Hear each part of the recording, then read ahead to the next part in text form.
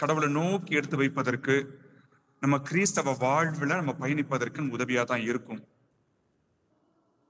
இந்த நேரத்துல நம்ம என்ன செய்ய போறோம், இந்த நாட்கள்ல என்ன செய்ய போறோம் அப்படின்னா, வாய்ப்பு இருக்கும் போதெல்லாம் நம்ம நற்கருணையை எடுத்து வச்சு, நற்கருணை ஆசிரியர்ல தான் நம்ம இந்த தியானத்தை நடத்த போறோம். ஸோ அதனால I'm going to expose the Blessed Sacrament soon. It is a tabernacle, but in front of the tabernacle, I've kept the monstrance. I'll be exposing the Lord soon. ஒரு சின்ன ஒரு ஆராதனை பாடலோடு வணங்கி நம்ம தியானத்தை ஒவ்வொரு நாள் ஆரம்பிப்போம். Maybe one of the days I'll be traveling, but still I'll be with you. I'll be with you. அது மாதிரியான சூழல் தவிர்த்து மிச்ச எல்லா நாளுமே நாம I'm going to offer each and every one of you to the Lord, so that God is going to make everything new. ஏன்னா திருவெளிப்பாடு அதிகாரம் 21 நம்ம பார்க்கிறோம்ல, I'm going to make everything new. நான் அனைத்தையுமே புதுவையதாக்க விரும்புகிறேன் அப்படிங்கிறாரு. அது எசாயாலையும் கடவுள் சொன்ன வாக்கு. கடவுள் சொன்ன வாக்குகள் அனைத்தும் நிறைவேறும். அது நிறைவேறுவதற்காகத்தான் கடவுளுடைய வாக்கு அருளப்படுகிறது. அதனால கடவுளுடைய வாக்கு அனைத்தும் நிறைவேறுவதற்காக இருப்பதால் அதை நோக்கிய பயணம் தான் நம்முடைய கிறிஸ்தவ வாழ்வு. ஸோ நம்முடைய வாழ்வு புதியதாக மாற வேண்டும், புதியதாக மாற வேண்டும். அதற்காக நம்மையே கையளித்து இந்த தியானத்தில் நம்மை அர்ப்பணித்து வேண்டுவோம்.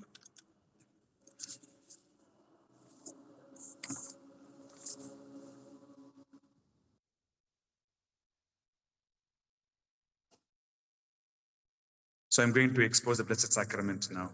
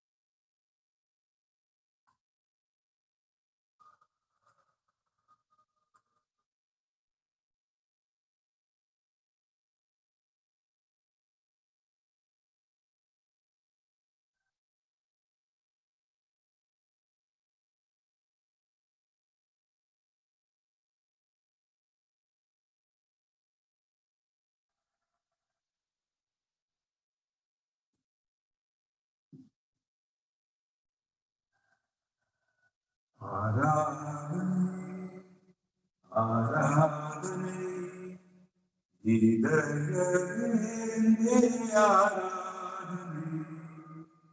பக்கத்தின் நடுவில் நெஞ்சத்தை தீரக்கும் ஆண்டவா உமக்கே ஆராதனை. அப்பத்தின் நடுவில் நெஞ்சத்தை தீரக்கும் ஆண்டவா உமக்கே ஆராதனை. ஆராதனை ஆராதனை ஆராதனை. அப்பத்தின் நடுவில் நெஞ்சத்தை தீரக்கும் ஆண்டவா உமக்கே ஆராதனை. அப்பத்தின் நடுவில் நெஞ்சத்தை தீரக்கும் ஆண்டவா உமக்கே ஆராதனை. அன்பு இறைவா, உம்மை போற்றுகிறோம், புகழ்கிறோம், ஆராதிக்கின்றோம். இயேசுவே கிறிஸ்துவே, உம்மை போற்றுகிறோம், புகழ்கிறோம், ஆராதிக்கின்றோம். எங்களை நீத்த அனுப்பியவனை உம்மை போற்றுகிறோம், புகழ்கிறோம், ஆராதிக்கின்றோம்.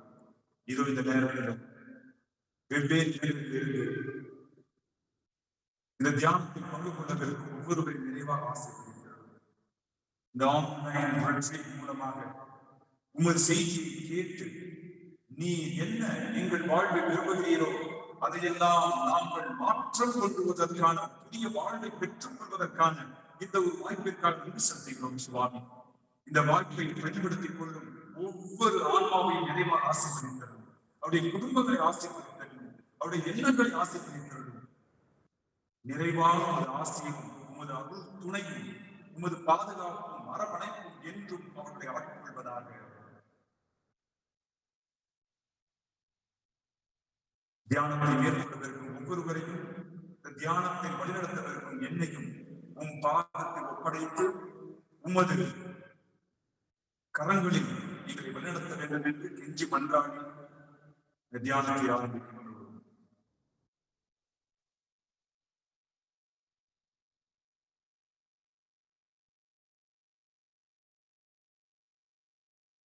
விண்ணகத்தில் இருக்கும் எங்கள் தந்தையை, உமது பெயர் தூயதென போற்ற பெறுக, உமது ஆட்சி வருக, உமது திருவுளம் விண்ணுலகில் நிறைவேறுவதை போல மண்ணுலகில் நிறைவேறுக.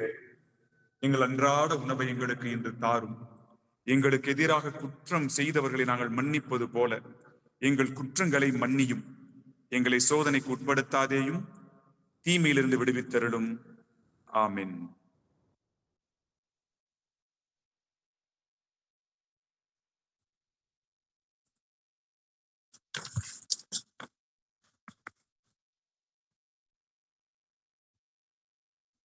இயேசு கிறிஸ்துவின் பெயராலும் எல்லாரையும் மறுபடியும் வாழ்த்துகிறேன்.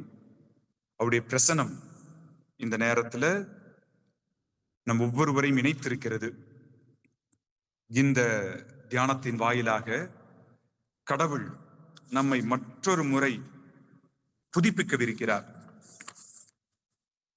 நம்ம வாழ்க்கையில என்ன நமக்கு ரொம்ப அவசியம் அப்படின்னா renewal. Sometimes we become stale, sometimes we become stranded. Complacency தான் இப்ப நம்ம கிட்ட இருக்கிற பெரிய ஒரு நோய். அதனால இது மாதிரி போன்ற தியானங்கள் நம்மை மறுபடியும் கடவுளை நோக்கிய நம்முடைய பயணத்தை தூண்டி எழுப்ப வல்லதாகவும் நம்மை புதுப்பிப்பதாகவும் இருக்கிறது. அதனால நாம நம்மையே ஒப்படைத்து இந்த தியானத்துல நாம் பங்கு பெறுவோம். யோசிச்சு பார்த்தீங்கன்னா உங்களுக்கு தெரியும், இந்த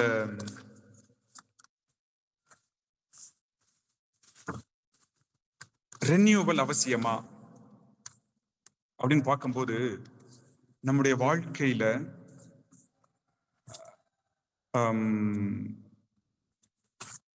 அது ரொம்ப ரொம்ப அவசியமானது. புதிய வாழ்வு நமக்கு தேவையானது, நமக்கு அவசியமானது. எபேசியர்க்கு திருமுகம் 4வது அதிகாரம் எடுத்து வாசிங்களேன். யாராச்சும் பைபிள் வச்சிருந்தீங்கன்னா பிளீஸ். 4வது அதிகாரம்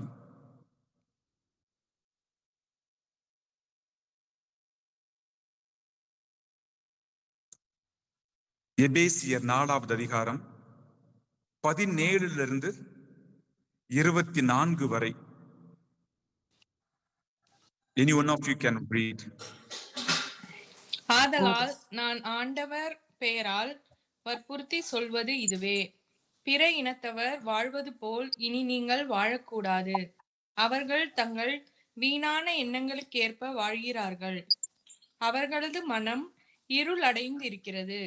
அவர்களது பிடிவாத உள்ளத்தின் விளைவாய் ஏற்பட்ட அறியாமையின் காரணத்தால் அவர்கள் கடவுள் தரும் வாழ்வுக்கு புறம்பானவர்களாக இருக்கிறார்கள். அவர்கள் உள்ளம் மரத்து போய் பேராசை கொண்டு ஒழுக்கக்கேடான செயல்களில் எல்லாம் ஈடுபட்டு தங்களை காம வெறிக்கும் உட்படுத்தினார்கள். ஆனால் நீங்கள் கிறிஸ்துவை பற்றி கற்று அறிந்தது இதுவல்ல. உண்மையில் நீங்கள் இயேசுவை பற்றி கேள்விப்பட்டதும் கற்றறிந்ததும் அவரிடம் உள்ள உண்மைக்கேற்பவே இருந்தது. எனவே உங்களுடைய முந்தின நடத்தை மாற்றி தீய நாட்டங்களால் ஏமாந்து அழிவுறும் பழைய மனிதருக்குரிய இயல்பை களைந்து விடுங்கள். உங்கள்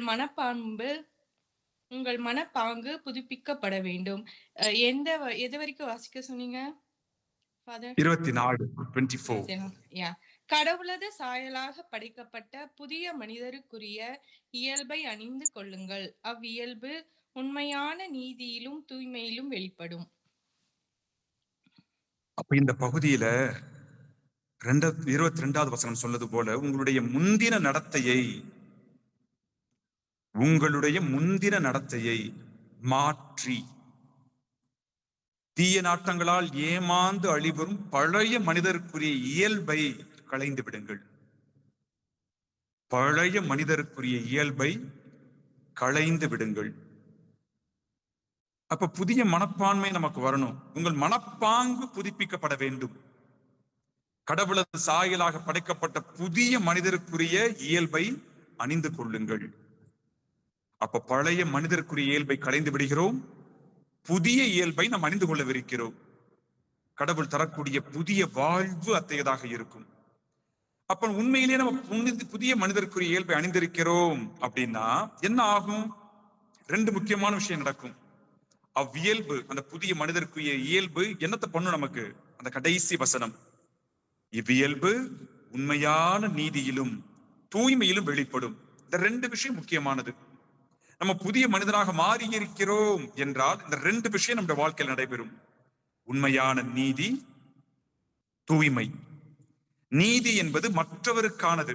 எனக்கும் மற்றவருக்குமான உறவு எவ்வாறு இருக்கிறது. அதே நேரத்துல தூய்மை, அது எனக்கானது. நான் தூயவனாக மாற வேண்டும், அந்த புதிய வாழ்க்கை வாழ்வது. அப்ப நான் மட்டும் தூய்மையில இருந்து என்ன பிரயோஜனம்? அது மற்றவருக்கும் எனக்குமான உறவில் ஒரு மாற்றத்தை தர வேண்டும். இதுதான் கிறிஸ்தவ வாழ்வு. எனக்கான மாற்றம், அப்புறம் எனக்கும் மற்றவருக்குமான உறவில் மாற்றம். அப்ப இது ரெண்டும் நடந்துகிட்டே இருக்கணும். ஒவ்வொரு கிறிஸ்தவருடைய வாழ்விலும் இது வெளிப்பட வேண்டும். எனக்கான மாற்றம் அது தூய்மை, எனக்கும் மற்றவருக்குமான உறவில் மாற்றம் அது நீதி, உண்மையான நீதி. அப்ப இந்த தியானத்தின் மூலமாக புதிய மனிதருக்குரிய இயல்பை நாம் அணிந்து கொள்ளவிருக்கிறோம். We are going to become new. திருப்பாடல் 103:5 வாசிங்க பார்க்கலாம். இந்த புதிய வாழ்க்கைக்கு ஒரு இயற்கையில் இருக்கிற ஒரு பேர்டு, ஒரு பறவை நமக்கு எடுத்துக்காட்டா இருக்குது.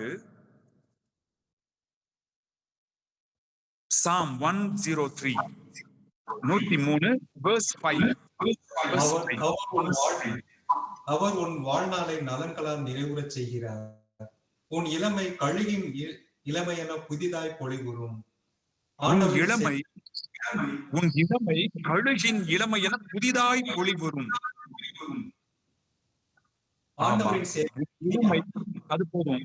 That is fine. Thank you. உன் இளமை கழுகின் இளமையென புதிதாய் பொலிவுறும். அப்ப இந்த கழுகை போல நாம் புதிதாக மாற முடியுமா? நமக்கு தெரியும், இருக்கிற எல்லா பறவைகளிலும் கழுகு சக்தி வாய்ந்த ஒரு பறவையாக இருக்கிறது. அது எதற்கு அடையாளமாக இருக்கும்? ஒரு பயம் இல்லாம, ஆற்றலோடு. It symbolizes strength, courage and bravery.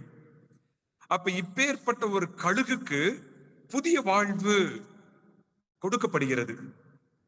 சாதாரணமா சொல்லுவாங்க ஒரு லாங்கஸ்ட் ஸ்பேன் உள்ள ஒரு பறவை எது அப்படின்னா அது கழுகு, ஈகிள்ஸ். லாங்கஸ்ட் ஸ்பேன் அது ஒரு 70 வருஷம் வாழுமா. It can live up to 70 years. ஆனா அந்த 70 வருஷத்தை தக்க வைத்துக் கொள்வதற்கு ரொம்ப கடினமான ஒரு முடிவு அதை எடுக்கணும். It has to take a very hard decision. ரொம்ப கடினமான ஒரு முடிவை எடுத்தால் மட்டும்தான் அது 70 வயது வரைக்கும் தாங்க முடியும். 40கள்ல என்ன பண்ணும்? கழுகு வயசாயிரும். ஒரு 40 வருஷம் ஆச்சு அப்படின்னா கழுகுக்கு வயசாயிரும். கழுகு எப்படி சக்தி வாய்ந்த ஒரு பறவையா இருக்குது? Because of 3 things. ஒன்னு, அதனுடைய கூர்மையான அலகு, அதை வச்சு எந்த ஒரு மிருகத்தையும் கிழிச்சு எடுத்து அதற்கான உணவை எடுத்துக்கொள்ள முடியும்.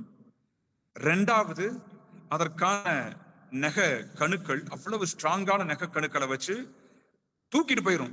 சில நேரம் ஆட்டுக்குட்டியெல்லாம் தூக்கிட்டு போற கழுகுலாம் நம்ம பார்த்திருக்கோம். 3வது, அதனுடைய இறகு எவ்வளவு உயரத்தினாலும் அதனால பறக்க முடியும். அதோடு சேர்த்து கழுகு பார்வைன்னு சொல்லுவாங்க. It can keenly watch. It can come at any time.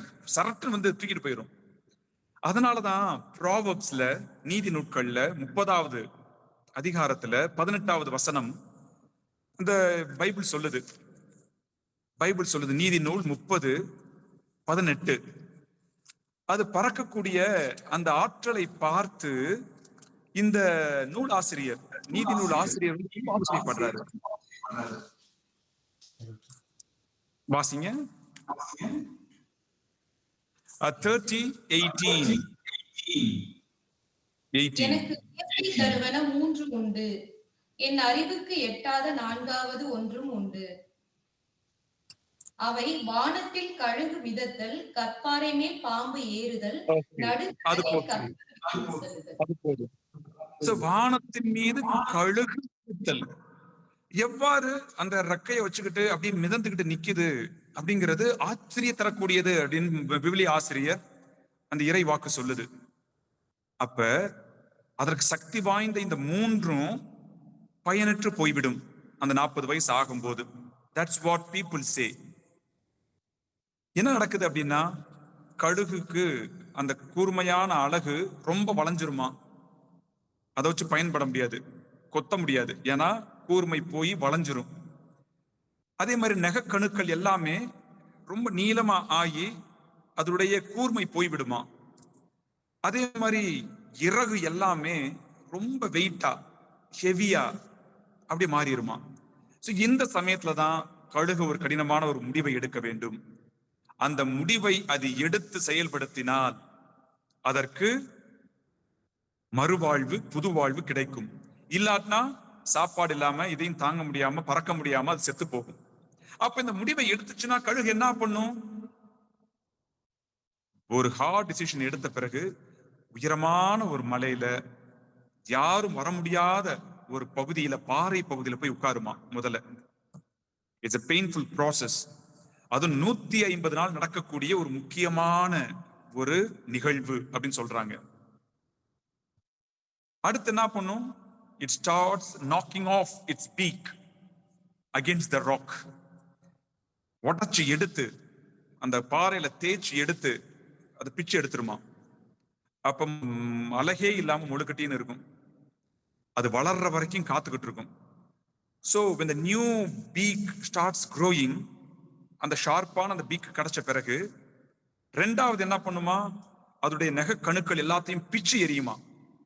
அந்த வளைஞ்சு வயசான நெகக்கணுக்கள் எல்லாம் பிச்சு எரியுமா. அதை தூக்கி போட்ட பிறகு அது வளர்றதுக்காக காத்துக்கிட்டு இருக்கும். அப்ப ஸ்ட்ராங்கான புதிய நெகக்கணுக்கள், கூர்மையான நெகக்கணுக்கள் திருப்பி வளர ஆரம்பிக்கும்.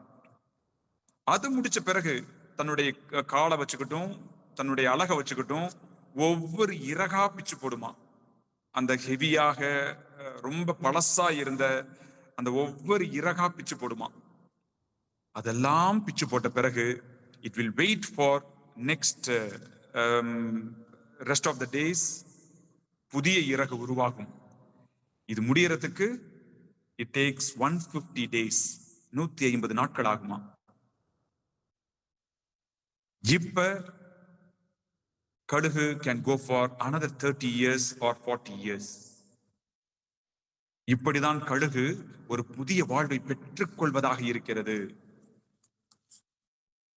இப்ப உன் இளமை கழுகின் இளமையை போல புதியதாய் பொலிவுறும் இறைவார்த்தை சொல்லுது. பாத்தீங்களா? நம்முடைய வாழ்க்கை புதியதாக மாற வேண்டும். பழைய வாழ்க்கை களைந்து நம்முடைய வாழ்க்கை புதிய வாழ்வு பெற வேண்டும் என்று இறைவார்த்தை சொன்னது. பாத்தீங்களா? அது நம் ஒவ்வொருவருடைய தனிப்பட்ட முடிவில் தான் அடங்கி இருக்கிறது. It's a painful process to become new. சின்ன பிள்ளையில இருந்து என்னுடைய பேக்ரவுண்டை வச்சுக்கிட்டு நான் வளர்ந்த விதம் பழைய மனிதர்க்குரிய இயல்பு. என்னுடைய பாவ அடிமை தலை பழைய மனிதர்க்குரிய இயல்பு. நான் இப்படித்தான் அப்படின்னு சொல்லுவாங்க சில பேர். நான் இப்படித்தான் இருப்பேன் அப்படின்னு வாங்க. அது பழைய மனிதர்க்குரிய இயல்பு. நான் இப்படித்தான் இருப்பேன், ஆனால் நான் மாற விளைகிறேன், நான் புதியதாக மாறவிருக்கிறேன், புதிய மனிதர்க்குரிய மனப்பான்மையை பெற்றுக்கொள்ளவிருக்கிறேன். அந்த புதியது என்பது முக்கியமானது. அதுவே மாற்றம் தரக்கூடியது, அதுவே வாழ்வு தரக்கூடியது. ஏன்னா பழைய தண்ணி அப்படியே வச்சிருந்தா என்ன ஆகும் நம்ம எல்லாருக்குமே தெரியும். இட் பிகம் ஸ்டேல், ரொம்ப மோசமா கெட்டு போயிரும். அதுலதான் புழுக்கள் வரும், அதுலதான் பூச்சி புதுசா உருவாகும், கிருமிகள் உருவாகும், நோயை பரப்பும். அப்பேற்பட்ட பழைய மனிதர்க்குரிய இயல்பு என்னில் இருக்கணுமா? இல்ல புதிய ஆற்றலை, புதிய வாழ்வை நான் பெற்றுக்கொள்ள விளைகிறேனா? அதற்கு I have to decide. Decision is important. Only decision helps us to receive blessing. சும்மா blessing வந்துராது. யார் யார் முடிவெடுத்தாங்களோ முடிவெடுத்தவங்களுக்கு மட்டும்தான் ஆசீர்வாதம் உண்டு. முடிவெடுப்பவர்களுக்கே ஆசீர்வாதம், முடிவெடுத்தவர்களுக்கு மட்டும்தான் ஆசீர்வாதம். அப்ப இந்த நாட்கள்ல இந்த தியானத்தில் பங்கு கொள்ளவிருக்கும் நாம் எல்லாருமே முடிவெடுத்திருக்கோம். இது மாதிரி ஒரு தியானம் ஏற்பாடு செய்த உடனேயே நாம முன் வந்து இதை கலந்துக்கலாம். இந்த 1 மணி நேரத்துல நீங்க நாள் ஃபுல்லா வேலை பண்ணிட்டு கொஞ்சம் ரிலாக்ஸ் பண்ணலாம், கொஞ்சம் ஏதாச்சும் ரெஃப்ரெஷ் பண்றதுக்காக ஏதாச்சும் பண்ணலாம், டிவி பார்க்கலாம், we can go for work out, gym, விளையாட போலாம் அப்படின்ற அந்த எண்ணங்கள்லாம் தவிர்த்து இந்த தவக்காலத்தின் முக்கியமான நாட்களை நெருங்கவிருக்கிறோம். we are going to enter the holy week soon. அதற்கு தயாரிக்கும் விதமாக அர்த்தமுள்ள விதத்துல இந்த 3 முக்கியமான நாட்களையும் கொண்டாடி இயேசுவின் உயிர்ப்பை கொண்டாடுவதற்காக தயாரிக்கவிருக்கும் இந்த முக்கியமான நாட்கள்ல இந்த தியானத்தின் வாயிலாக தயாரிப்பது என்பதுதான் சிறப்பான தயாரிப்பாக இருக்கும். So I appreciate each and every one of you who have made this decision in joining this retreat. I hope you will continue participating in all the sessions so that we can bring some kind of change in our own life. இறைவார்த்தை சொல்வது போல புதிய மனிதருக்குரிய இயல்பை நாம் அணிந்து கொள்ள வேண்டியது அவசியம். அதனால அதற்கான முடிவை எடுப்போம். இன்னும் கொஞ்சம் ஆழமான யோசிச்சு பார்த்தோம்னு வச்சுக்கோங்களேன், நம்ம பலரும் மகிழ்ச்சியா இருக்கோம்னு நினைச்சுக்கிட்டு இருக்கோம், ஆனா இருக்கிறது இல்ல. Many of us are not happy of what we are. Many of us hate ourselves, hate our life situation, hate our people around. ஆனா வெளியே ஏதோ நல்லா இருக்கிற மாதிரியும் சிறப்பா இருக்கிற மாதிரியும் காமிச்சுக்கிறோம். Ultimately we are here to experience that happiness and joy in our life. ஆனா உண்மையிலேயே மகிழ்ச்சியாக இருக்கின்றோமா? ஏதோ ஒரு விஷயம், ஏதோ ஒரு சம்பவம், ஏதோ ஒரு உறவு சிக்கல் நம்முடைய மகிழ்வை தடுக்கிறது. So many of us are not happy of what we are, of what situation we are in. நம்ம என்னைக்காச்சும் ஒரு கேள்வி எழுப்பி இருப்போமான்னு யோசிச்சு பார்ப்போமே. Why am I like this? எதனால இப்படி இருக்கு? நீங்க வாழ ஆரம்பிக்கும் போது, உங்களுடைய வாழ்க்கையை ஆரம்பித்த அந்த தருணத்துல எப்பயுமே நீங்க எடுத்த லைஃப் டிசிஷன்ஸ் எல்லாம் இருக்கும் பாத்தீங்களா, அதெல்லாம் எதற்காக? மகிழ்வை நோக்கியது. இப்படி பண்ணா நான் சந்தோஷமா இருப்பேன், இப்படி பண்ணா நல்லா இருக்கும், அப்படிதான் நம்ம ஆரம்பிச்சிருப்போம். ஆனா அது இல்லையே. Why am I like this அப்படின்ற ஒரு கேள்வியை நம்ம கேட்க தவறி விடுகிறோம். சில நேரம் நம்ம பண்ற செயலே நமக்கு பாதகமா மாறிடுது. We become sinful. We go unnecessarily into wrong habits. ரோமேயருக்கு திருமுகம் 12வது அதிகாரத்துல பவுல் சொல்றாரு பாத்தீங்களா, Romans 12:1-2 என்ன சொல்றாரு? Anyone of you can read? சகோதர சகோதரிகளே, கடவுளுடைய இரக்கத்தை முன்னிட்டு உங்களை வேண்டுகிறேன். கடவுளுக்கு உகந்த தூய உயிருள்ள பலியாக உங்களை படையுங்கள். இதுவே நீங்கள் செய்யும் உள்ளார்ந்த வழிபாடு. இந்த உலகத்தின் போக்கின்படி ஒழுகாதீர்கள், மாறாக உங்கள் உள்ளம் புதுப்பிக்க பெற்று மாற்றம் அடைவதாக. அப்பொழுது கடவுளின் திருவுளம் எது என தேர்ந்து தெளிவீர்கள். எது நல்லது, எது உகந்தது, எது நிறைவானது என்பதும் உங்களுக்கு தெளிவாக தெரியும்.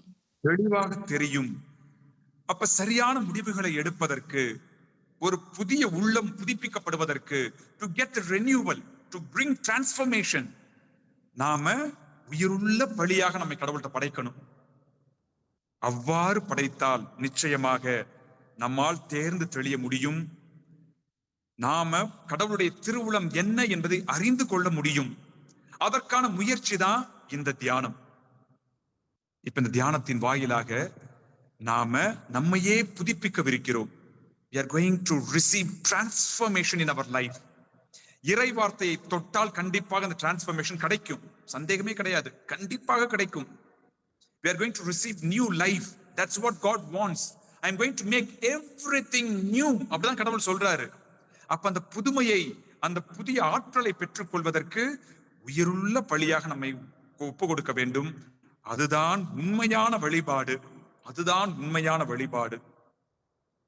அப்ப எது நல்லது, எது உகந்தது, எது நிறைவானது என்பது நமக்கு தெளிவாக தெரியும் பொருட்டு, கடவுளின் உள்ளம், திருவுளம் என்ன, அவருடைய சித்தம் என்ன என்பதை தெரிந்து கொள்ளும் பொருட்டு, நம்முடைய உள்ளம் புதுப்பிக்கப்படும் பொருட்டு நாம உயிருள்ள பலியாக நம்மை கடவுளிடம் ஒப்படைக்க வேண்டும்.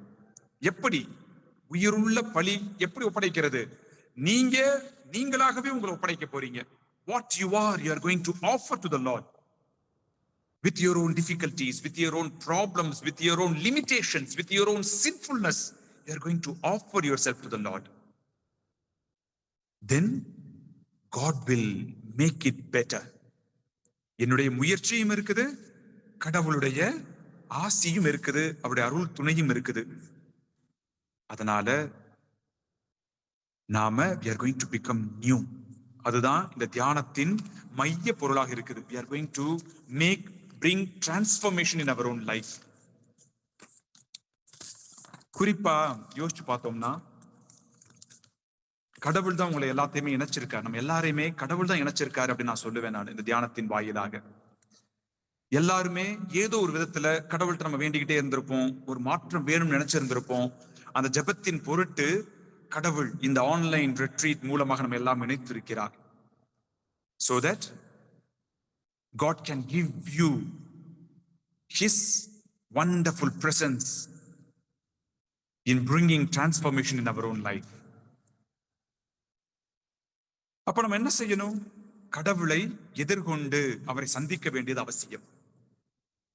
இந்த தியானத்தின் வாயிலாக கடவுள் ஏதோ ஒரு விதத்துல, ஏதோ ஒரு தருணத்துல உங்களை சந்திக்கவிருக்கிறார். அந்த சந்திப்பின் அனுபவம் தான் நம்மளை எப்பயுமே மாற்றும். You are going to encounter the risen Lord. உயிருள்ள கடவுளை இந்த தியானத்தின் வாயிலாக, தியான கருத்துக்களின் வாயிலாக நாம் சீரியஸா பங்கு பெறும் பொழுது ஏதோ ஒரு விதத்துல, ஏதோ ஒரு தருணத்துல நீங்க சந்திக்கவிருக்கிறீர்கள், உயிருள்ள கடவுளை சந்திக்கவிருக்கிறீர்கள். அந்த சந்திப்பு உங்களை புதிய வாழ்விற்கு இட்டு செல்லும். It will make you new. So அந்த நியூ லைஃப், அந்த புதிய வாழ்வை பெற்றுக்கொள்ளக்கூடிய ஒரு தருணத்துல நாம இந்த தியானத்தில் பங்கு பெறுவோம், தொடர்ந்து பயணிப்போம். நம்முடைய தியானத்தின் பேர் நீங்க ஏற்கனவே உங்களுடைய அந்த அனுப்பப்பட்ட குறிப்புகளை பார்த்திருப்பீங்க. நியூ லைஃப் எக்ஸ்பீரியன்ஸ், புதிய வாழ்வு அனுபவ தியானம். புதிய வாழ்வை பெற்றுக்கொள்ள நாம் அழைக்கப்பட்டிருக்கிறோம். அந்த புதிய வாழ்வை அனுபவிக்கவிருக்கிறோம். You can get it. You can. It is possible. It is possible with your effort and also with the help of the Lord. It is possible. இந்த புதிய வாழ்வை பெற்றுக்கொள்வதற்கான ஒரு எடுத்துக்காட்டு பைபிள்ல இருக்குது. Maybe any one of you can read that one. அங்கிருந்து நம்ம இந்த துவக்கத்தை நம்ம ஆரம்பிப்போம். திருத்தூதர் பணி 8வது அதிகாரம், Acts of the Apostle chapter 8. திருத்தூதர் பணி 8வது அதிகாரம் 26 39 வரை. From 26 onwards to 13. பின்பு ஆண்டவரின் தூதர், பலிபீடம் நீ எழுந்து எருசலேமில் இருந்து காசாவுக்கு செல்லும் வழியாக தெற்கு நோக்கி போ என்றார். அது ஒரு பாலைநில பாதை. பிலிப்பு அவ்வாறே புறப்பட்டு போனார். அப்போது எத்தியோப்பிய அரச அலுவலர் ஒருவர் எருசலேம் சென்று கடவுளை வணங்கிவிட்டு திரும்பி சென்று கொண்டிருந்தார். அவர் ஓர் அலி, எப்போத்திய அரசியான கந்தகியின் நிதியமைச்சர். அவர் தமது தேரில் அமர்ந்து எசாயாவின் இறைவாக்கு நூலை படித்துக் கொண்டிருந்தார். தூய ஆவியார் பிலிப்பிடம், நீ அந்த தேரை நெருங்கி சென்று அதனோடு கூடவே போ என்றார். பிலிப்பு ஓடி சென்று அவர் எசாயாவின் இறைவாக்கு நூலை வாசிப்பதை கேட்டு, நீர் வாசிப்பதன் பொருள் உமக்கு தெரிகின்றதா என்று கேட்டார். அதற்கு அவர், யாராவது விளக்காவிட்டால் எவ்வாறு என்னால் தெரிந்து கொள்ள முடியும் என்று கூறி தேரில் ஏறி தன்னோடு அமருமாறு பிலிப்பை அழைத்தார். அவர் வாசித்துக் கொண்டிருந்த மறைநூல் பகுதி பின்வருமாறு, அவ்வளவுதான் 31 வரது. From 39 till 39. Okay. அவர் வாசித்துக் கொண்டிருந்த மறைநூல் பகுதி பின்வருமாறு, அடிப்பதற்கு இழுத்து செல்லப்பட்ட ஆட்டுக்குட்டி போலும் ரோமம் கத்தரிப்போன் முன்னிலையில் கத்தாத செம்மறி போலும் அவர் தம் வாயை திறவாதிருந்தார். தாழ்வுற்ற நிலையில் அவருக்கு நீதி வழங்கப்படவில்லை. அவருடைய தலைமுறையை பற்றி எடுத்துரைப்பவன் யார்? ஏனெனில் அவருடைய உயிர் தான் எடுக்கப்பட்டு விட்டதே. அவர் பிலிப்பிடம், இறைவாக்கினர் யாரை குறித்து இதை கூறினார்? தம்மை குறித்தா அல்லது மற்றொருவரை குறித்தா? தயவு செய்து கூறுவீரா என்று கேட்டார். அப்போது பிலிப்பு இந்த மறைநூல் பகுதியிலிருந்து தொடங்கி இயேசுவை பற்றிய நற்செய்தியை அவருக்கு அறிவித்தார். அவர்கள் போய்கொண்டிருந்த போது வழியில் தண்ணீர் இருந்த ஓரிடத்திற்கு வந்தார்கள். அப்போது, இதோ தண்ணீர் உள்ளதே, நான் திருமுழுக்கு பெற ஏதாவது தடை உண்டா என்று கேட்டார். அதற்கு பிலிப்பு, நீர் முழு உள்ளத்தோடு நம்பினால் தடையில்லை என்றார். உடனே அவர், இயேசு கிறிஸ்து இறைமகன் என்று நம்புகிறேன் என்றார். உடனே அமைச்சர் தேரை நிறுத்த கூறினார். பிலிப்பு அமைச்சர் ஆகிய இருவரும் தண்ணீருக்குள் இறங்கினர். பிலிப்பு அவருக்கு திருமுழுக்கு கொடுத்தார். அவர்கள் தண்ணீரிலிருந்து வெளியேறின உடனேயே ஆண்டவரின் ஆவியார் பிலிப்புவை எடுத்து சென்றார். அமைச்சர் அதன் பின் அவரை காணவில்லை. அவர் மகிழ்ச்சியோடு தம் வழியே சென்றார். பின்பு பிலிப்பு ஆசோத்து என்னும் இடத்தில் காணப்பட்டார். செசரியா போய் சேரும் வரை அவர் சென்ற நகரங்களிலெல்லாம் நற்செய்தியை அறிவித்தார். இயேசுவுக்கு புகழ். இயேசுவுக்கு புகழ். இந்த வாசக பகுதியில என்னென்ன கேரக்டர்ஸ் பார்க்கிறோம்? கதாபாத்திரங்கள்.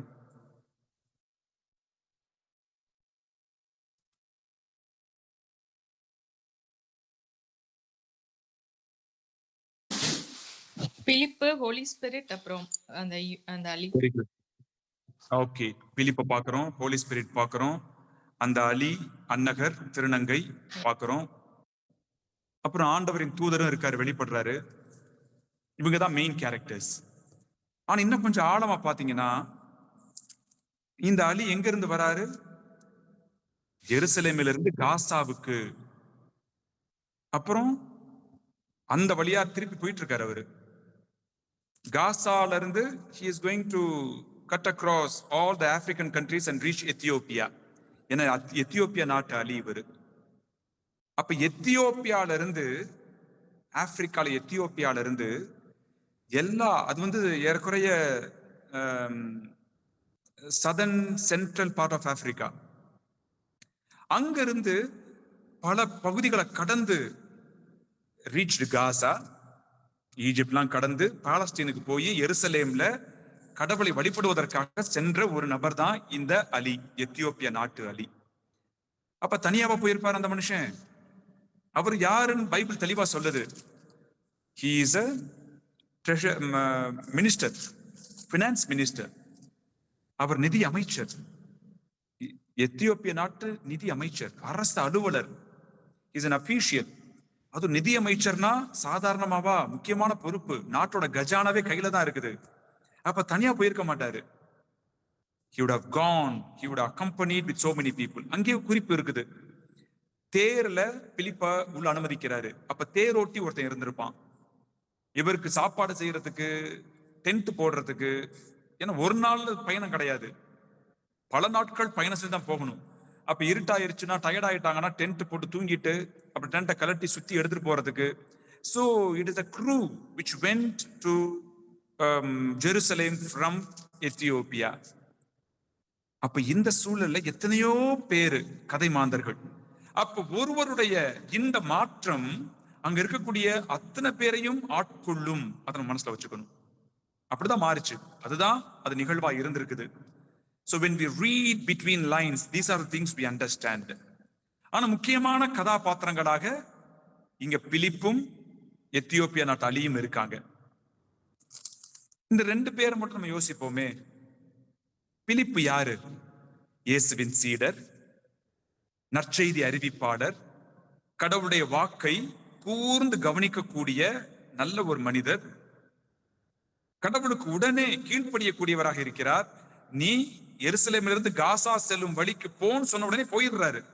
கேள்வியெல்லாம் கேட்கல. He obeys, just obeys God. அந்த தேரோட சேர்ந்து கிட்டக்க போன்னு சொல்றாரு.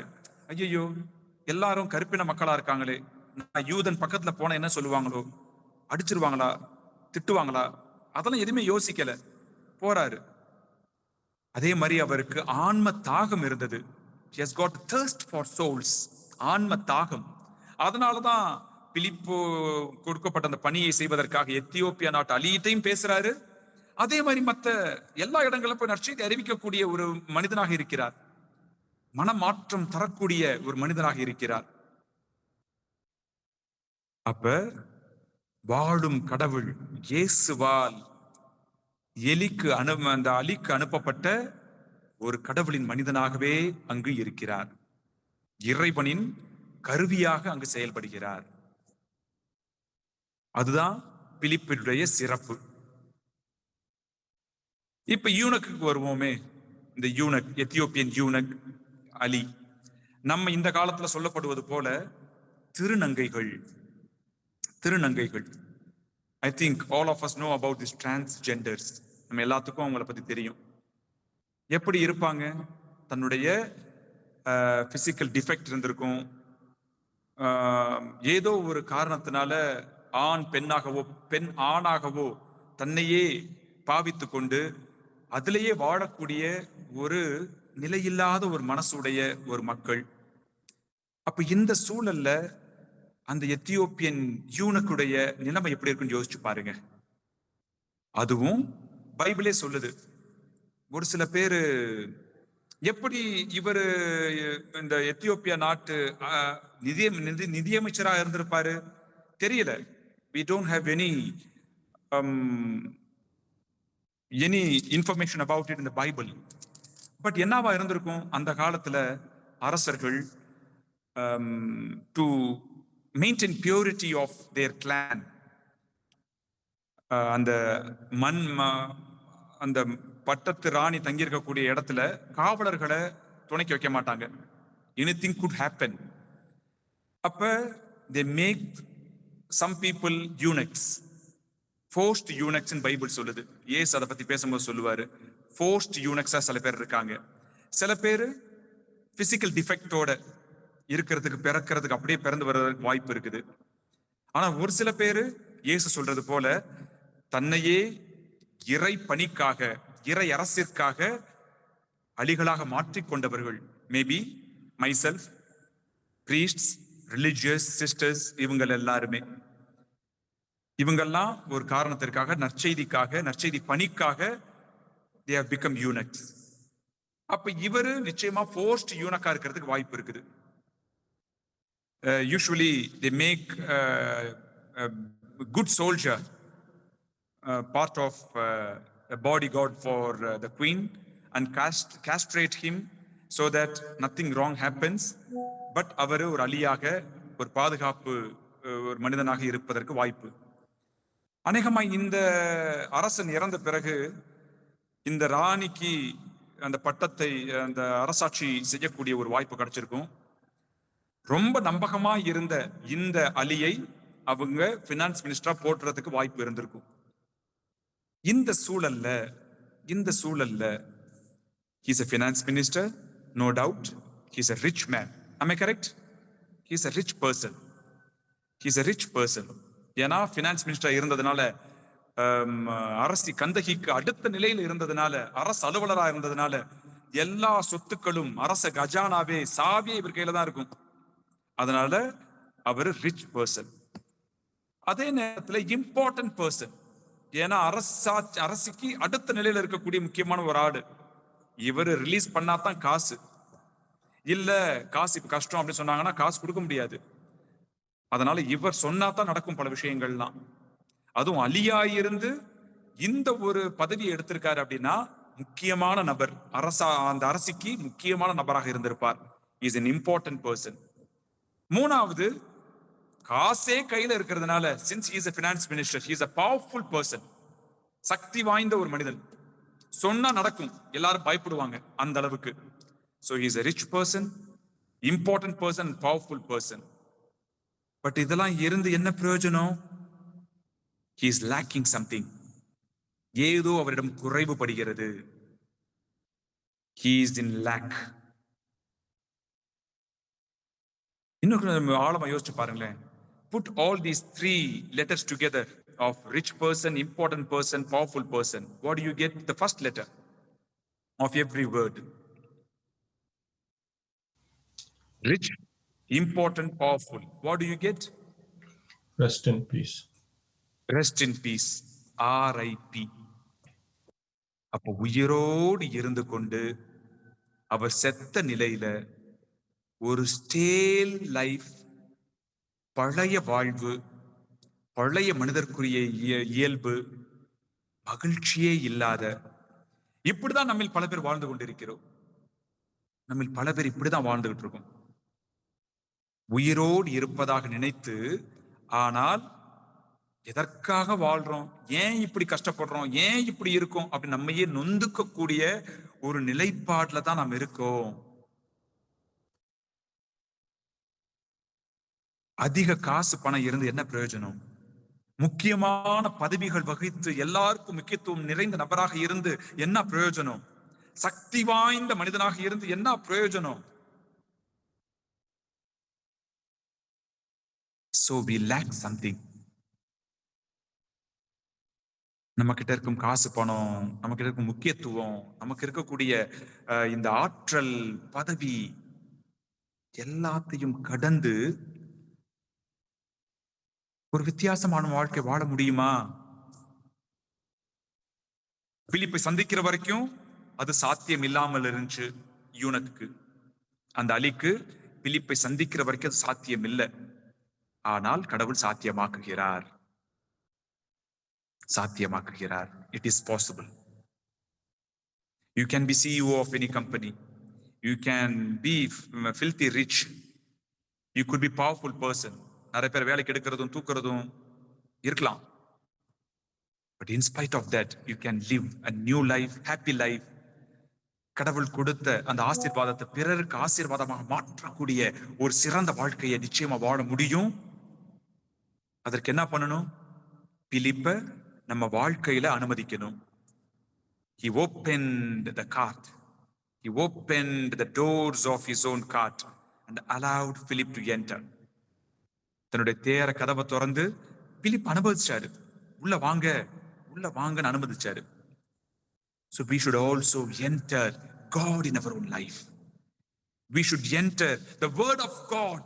We should allow the word of God to enter our life, enter our heart. We should allow Philip to enter our heart. அப்ப பிலிப்பை உங்களுடைய வாழ்க்கையில நீங்கள் அனுமதிக்க தயாரா? அனுமதிச்சால், அவர் அனுமதிப்பதற்கு முடிவெடுத்தால், அவர் கூட்டு வந்து உள்ள உட்கார வைக்கிறதுக்கு முடிவெடுத்தால் நிச்சயமாக மாற்றம் உண்டு. அடுத்தது, இந்த யூனக்குடைய 2வது முக்கியமான விஷயம் என்னன்னு பார்த்தோம்னா, அவர் கோயிலுக்கு போயிட்டு வராரு. கோயிலுக்கு போய் கடவுளை வழிபட்டு விட்டு வராரு. யோசிச்சு பாருங்களேன். he is a practicing believer. ஏன்னா ஒவ்வொரு யூதருக்கும் வருஷத்துக்கு ஒரு முறையாச்சும் எருசலேம் கோயில்ல போய் பலி செலுத்த வேண்டியது கடமை. அப்ப அந்த கடமையை நிறைவேற்றக்கூடிய ஒரு நபராக, கோயிலுக்கு போயிட்டு வரக்கூடிய நபராக இருக்கிறார். But what is the use? What is the use? He always returns back home the same. ஒரு மாற்றம் இல்லாத ஒரு மனிதனாகத்தான் கோயிலுக்கு போயிட்டு வரும்போது திரும்பி வராரு. We think about ourselves. We go for church services, we go for mass, we go for participate in the Holy Eucharist every week. But we always return home the same. அலியாகத்தான் போனாரு, அவருக்கு இருக்கிற குறைபாடுகளோட தான் போனாரு, மன மகிழ்ச்சி இல்லாத ஒரு நிலையில தான் போனாரு. திருப்பி வரும்போதும் அதே நிலை தான், மாற்றம் இல்லாத நிலை. அப்பேற்பட்ட வழிபாட்டு முறை யாருக்கும் பிரயோஜனம் இல்லாம போயிருமே. That was the case of eunuch, not only of him, even for us. நமக்கும் அப்படித்தான்.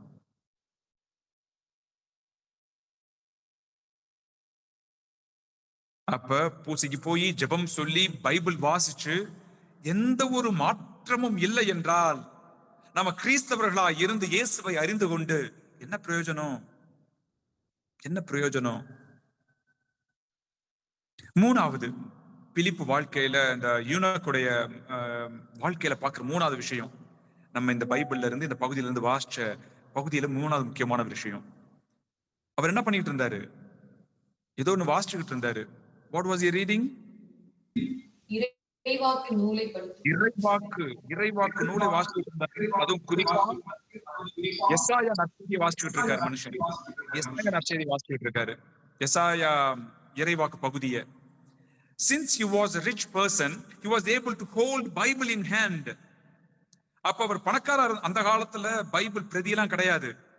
காசு இருக்கிறவங்க மட்டும் காசு கொடுத்தால் பார்ச்மெண்ட்ஸ்லயோ இல்லாட்டினா அனிமல் ஸ்கின்லயோ கைப்பிரதியா தான் எழுதுவாங்க. ஹேண்ட் ரிட்டன் பைபிள் தான் எல்லாம் வச்சிருந்தாங்க. ஸ்க்ரோல்ஸா தான் இருக்கும். அப்படித்தான் பைபிள்லாம் வச்சிருந்து வாசிக்க முடியும். So he had scripture in hand. That was a beautiful thing. ஆனா என்ன பிரயோஜனம்? என்ன பிரயோஜனம்? ஸ்கிரிப்சர் வாசிக்கிறாரு, இறை வார்த்தை பகுதி வாசிக்கிறாரு, ஆனா அவருக்கு புரியல. Think about yourselves. நம்ம கையில பைபிள் இருக்குது. We also have Bible in hand. We hold Bible in our hand. ஆனா அதை வாசிக்கிறோமா? ஒரு கேள்வி. வாசிச்சு புரிஞ்சுக்கிறோமா? அது தரக்கூடிய ஆசீர்வாதங்களை பெற்றுக்கொள்ள முடிகிறதா? இல்ல. அதுவும் ஒரு வாசிச்ச பகுதி சிறப்பான பகுதி. அடிப்பதற்கு இழுத்துச் செல்லப்பட்ட ஆட்டுக்குட்டி போலும், கத்தாத செம்மறி போலும் வாயை திறவாதிருந்தார். தாழ்வுற்ற நிலை, அவருக்கு நீதி வழங்கப்படாத நிலை, அவருடைய உயிர் தான் எடுக்கப்பட்டு விட்டதே. அந்த செம்மறி யாரு? திருமுழுக்கு யோவான் இயேசு திருமுழுக்கு பெற்று சென்ற போது சீடர்களை பார்த்து சொன்னார்ல, இவர்தான் இறைவனின் ஆட்டுக்குட்டி. He is the Lamb of God. He is the Lamb of God. பாவத்தை போக்கவல்ல இறைவனின் செம்மறி இவர்தான். அப்ப அந்த ஆட்டுக்குட்டியை பற்றிய குறிப்பு தான் எசாயா எழுதியிருக்காரு. இறை வாக்கு பகுதியில கடவுள் உரைச்சிருக்காரு அப்படிங்கறத அவரால் புரிஞ்சுக்க முடியல. பைபிளும் புரியல, இயேசுவும் தெரியல.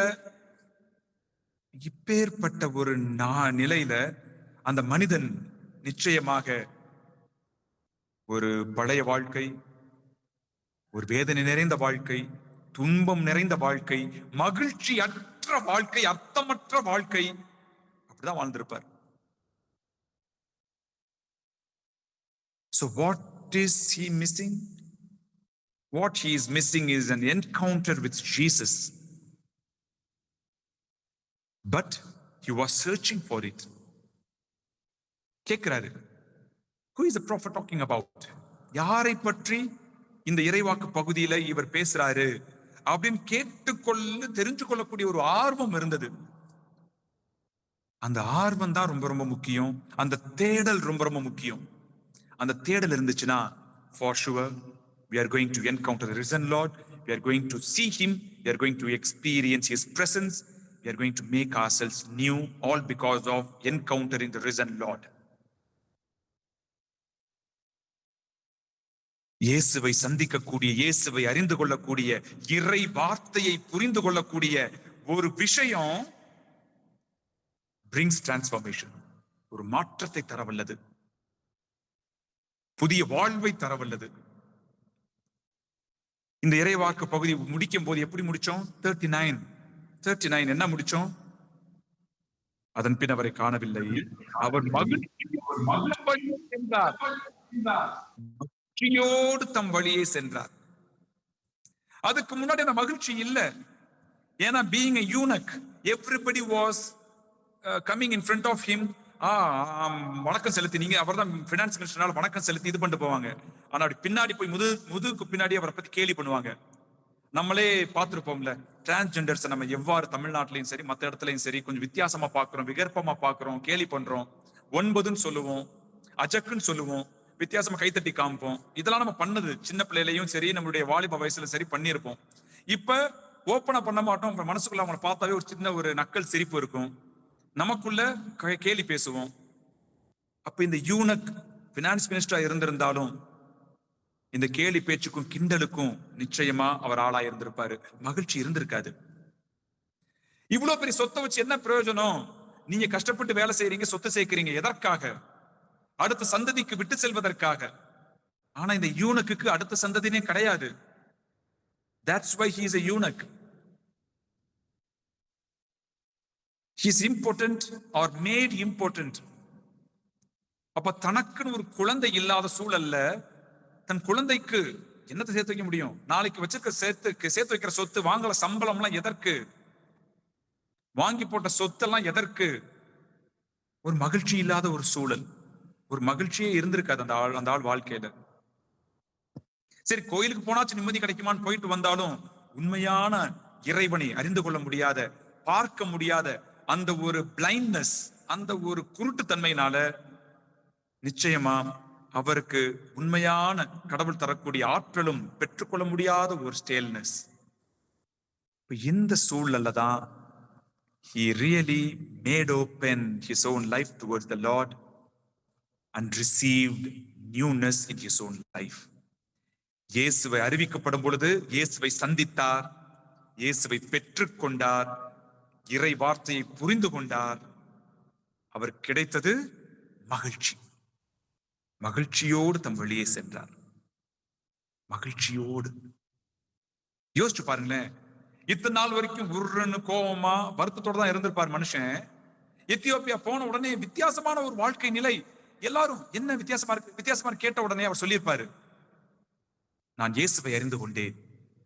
No wonder Ethiopia is a traditional Christian country even up to now. நான் ஜாம்பியால வேலை செஞ்ச ஒரு 10 வருஷமா. ஆனா Zambia became Catholics just 130 years ago. 130 வருஷத்துக்கு முன்னாடி தான், 135 வருஷத்துக்கு முன்னாடி தான் கேத்தலிக் இயேசுவை அறிந்து கொண்டார்கள். ஆனால் இவர் எத்தியோப்பியா நாட்டு அலி 2000 வருஷத்துக்கு முன்னாடியே இயேசுவை அறிந்து தன்னுடைய அரசிக்கு அறிவிச்சிருப்பான், மக்களுக்கு அறிவிச்சிருப்பான். இதன் வாயிலாக எத்தனையோ குழந்தைகளை ஆன்மீக ரீதியில இயேசுவை அறிந்து கொள்ள செய்ததால் பெற்றுக் கொண்டிருப்பார். He had a family of God after receiving Jesus. He brought so many people into this family. That is what is necessary in our own life.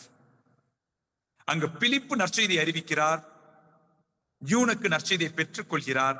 பெற்றுக்கொண்டவரால் சும்மா இருக்க முடியாது. He might have gone and shared this happiness.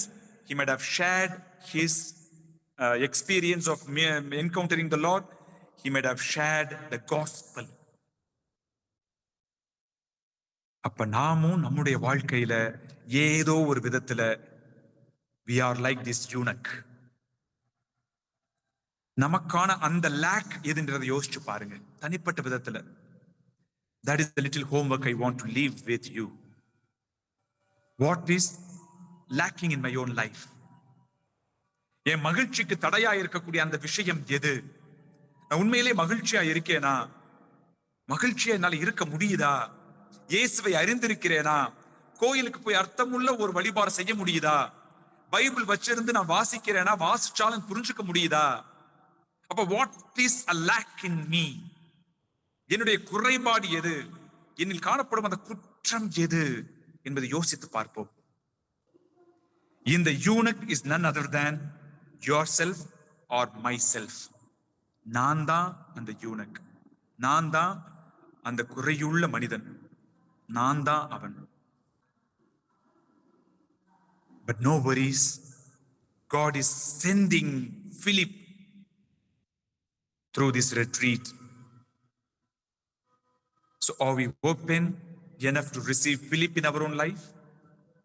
இந்த தியானத்தின் வாயிலாக நாம் அந்த புதிய வாழ்க்கையை, புதிய மகிழ்வை பெற்றுக்கொள்ள அழைக்கப்பட்டிருக்கிறோம்.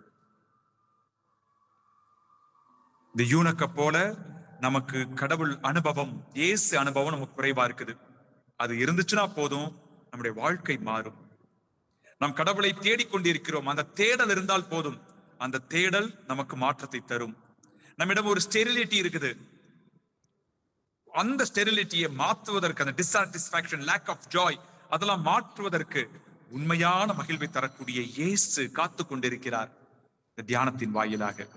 அதற்கு ஒன்னே ஒன்னு செய்ய வேண்டியது, திறந்த மனதோடு we need to receive the message what Philip is giving us.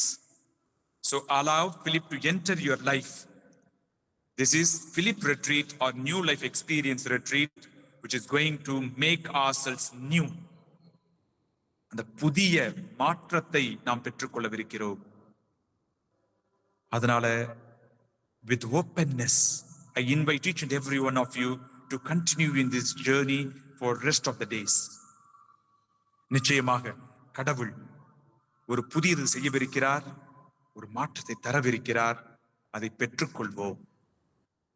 Revelation, திருவெளிப்பாடு 21வது அதிகாரம் 5வது வசனம் சொல்வது போல 21:5 யாராச்சும் வாசிங்க பார்க்கலாம்.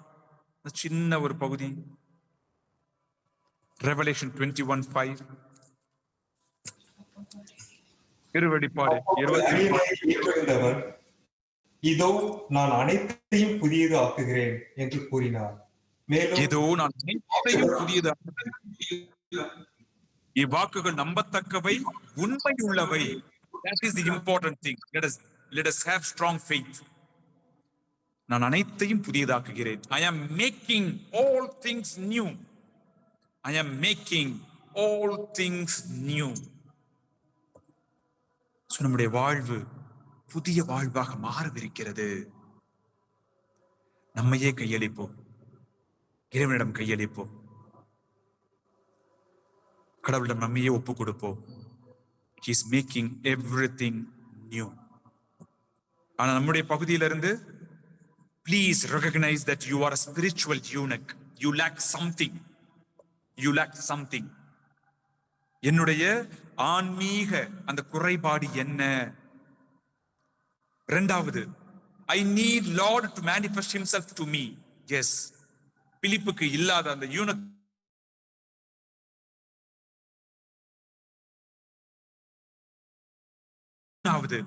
let us invite Philip.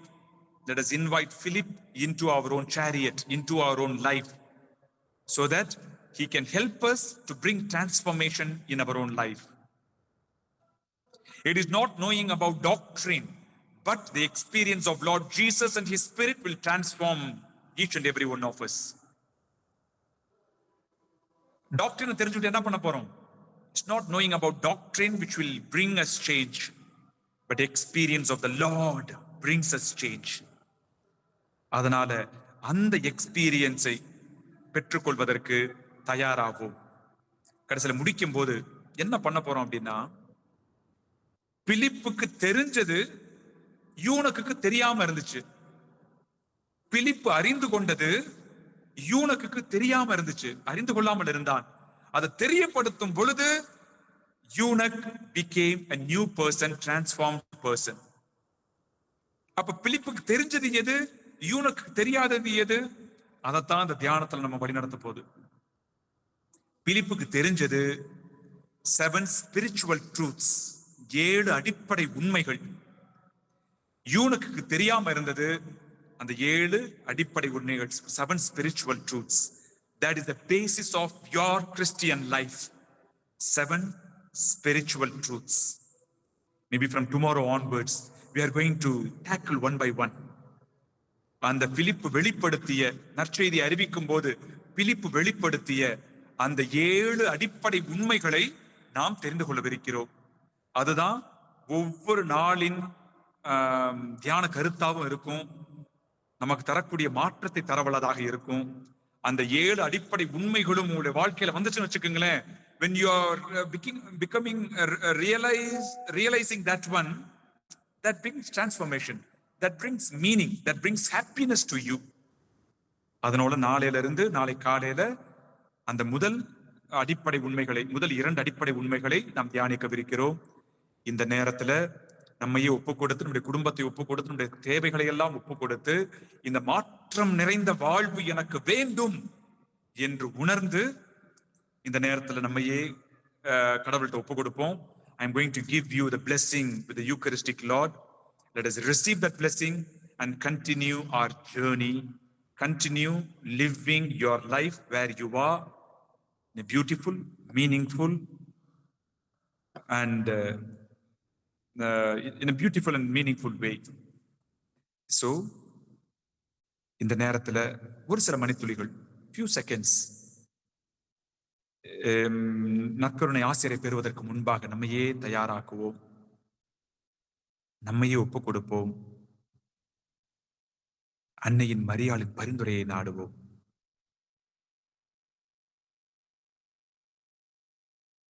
அன்னையே, சகாய தாயே,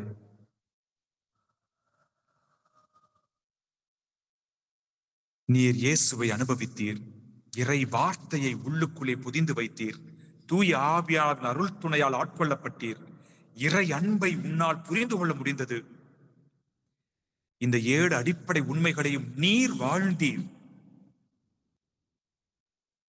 உம்மை போல இந்த 7 அடிப்படை உண்மைகளையும் நாங்களும் பெற்று சுவைத்து மகிழ்ந்து வாழ்க்கையில் மாற்றத்தை ஏற்படுத்திக் கொள்ள கடவுளிடம் பரிந்துரை செய்யும். Intercede for each and every one of us so that we can become new like you, dearest mother. அருள் நிறைந்த மரியே வாழ்க, ஆண்டவர் உம்முடனே, பெண்களுக்குள் ஆசி பெற்றவர் நீரே, உடைய திருவயிற்றின் கனியாகிய இயேசுவும் ஆசி பெற்றவரே. புனித மரியே, இறைவனின் தாயே, பாவியாயிருக்கிற எங்களுக்காக இப்பொழுதும் எங்கள் மரண நேரத்திலும் வேண்டிக் கொள்ளும். ஆமென். Let us prepare ourselves to receive the Eucharistic blessing.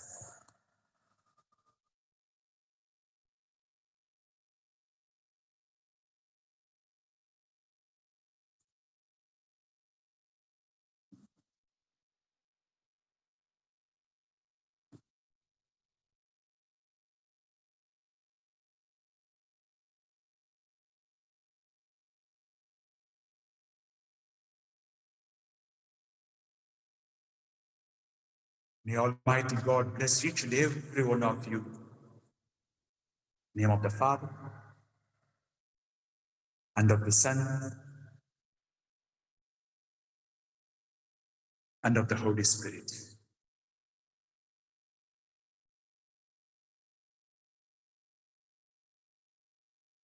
Amen.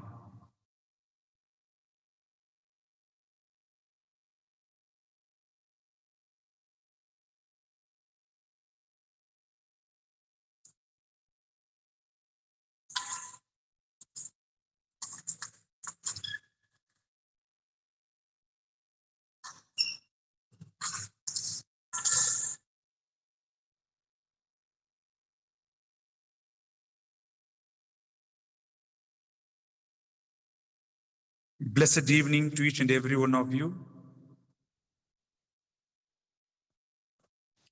Thank you, Father. Thank you. Thank you, Father. Thank you, Thank you, Father. Thank you, Father. Thank you, Father.